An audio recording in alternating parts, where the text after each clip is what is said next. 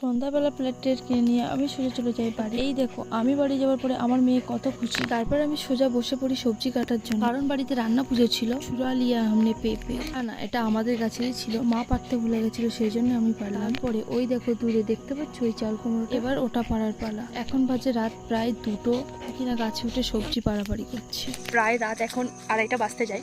আমরা দুজন মিলে প্রতিটা ঘরে ঘরে ঘুরে ঘুরে দেখছি যে কে কি রান্না করছে। তারপরে সোজা চলে যাই পাশের বাড়িতে, গিয়ে দেখলাম বৌদি পিঠে বানাচ্ছে। ওই বৌদির বাড়ি থেকে বেরিয়ে এই দিদির বাড়িতে গেছিলাম। তারপরে বাড়ি ফিরে দেখি চাল কুমড়ো আর ডাল অলরেডি হয়ে গিয়েছে। কষ্ট দেখে আমি বসে যাই চাল বাট। বিশেষ করে এই প্রথমবার চাল বেটেছিলাম, হাত পুরো লাল হয়ে গেছে।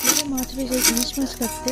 তবে মাছটা দেখতে যতটা সুন্দর, খেতে ততটাই বাজে। জীবনে প্রথমবার আমি এইভাবে রাত জেগে রান্না করছি, এর আগে কোনো বছরই করিনি। প্রত্যেকটা বছর ছোটবেলা থেকে বোনই সবকিছু করতো মায়ের সাথে, যেহেতু বোনের এখন বিয়ে হয়ে গেছে কি আর করা যাবে, সেই জন্য মায়ের সাথে আমি এবার করলাম। রাত 12টায় রান্না শুরু হয়েছে, সকাল 7টায় শেষ হলো। এবার বুঝতে পারছি মা করতে